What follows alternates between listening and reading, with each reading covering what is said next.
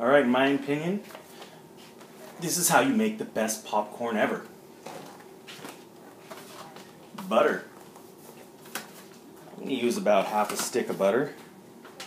So we're looking at 16 servings times 100 calories, so we're already up to 1,600 calories. Sea salt. I'm going to be using this, but if you have high blood pressure or some other medical reasons you shouldn't be using salt, you might want to skip this step. Popcorn. Okay, popcorn is about, I use about 12 tablespoons of popcorn. And so we're looking at every 3 tablespoons is a serving, and that's 120 calories. So 120 times 4 is 480. No, that would be 560. Sorry, a little slow on my math today. I'm going to need something to melt the butter in. My microwave safe measuring cup. I've got my microwave safe bowl, even though it's not going in the into the microwave. You want to have something that can withstand heat. I don't think you want to use a styrofoam bowl. My popcorn popper. And my microwave. So here we go. Let's get started.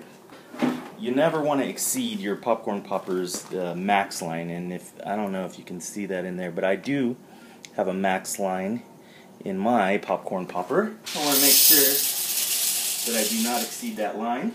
You can cause the fan to not be able to push the popcorn around, and it would heat up and burn up, and I killed a popcorn popper once that way. So I always check my max line to make sure I'm not above my max line. So yeah, I'm right just under the max line. Now let's get that started.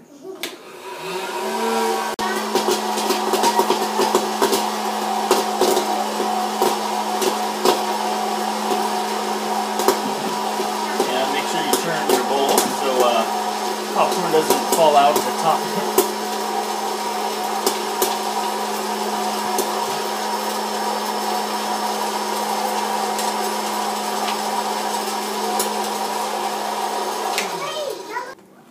Alright, my popcorn's popped.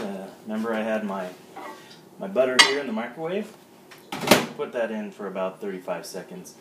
Make sure I watch that, because butter likes to bubble up and boil over.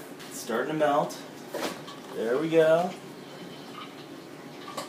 Yeah, it sounds like it's popping in there. Right. I'm going to stop it. So it looked like I only needed 30 seconds. There we go. When butter melts, it kind of separates into 2 pieces, or 2 parts. So kind of have to stir that up. Make sure it's all mixed together. Remember, we're looking at 1,600 calories right here, so you're definitely going to want to share this popcorn with somebody else. Alright, so I got my butter melted, and this is my technique of putting butter on a popcorn. Kind of just that's why I have this force spout here. So here we go. I kind of spin the bowl, put the butter on.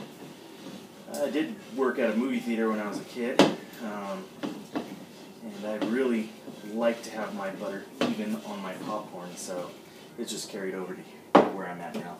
And then here is my special technique. I kind of do just a little tossing motion to get the butter and the popcorn mixed up. Angle it towards me just a little bit and just do just a little tossing motion so that popcorn falls down on itself. Comes up from underneath and mixes it around. Here we go. Let me get the rest of this butter on it. There we go. Do my little tossing technique again. Make sure I get that all mixed in. Now I'm going to do the same thing with the sea salt. Like I said, if you have high blood pressure or other medical reasons why you shouldn't have salt, skip this step. Put a little on the top. And do my tossing action there.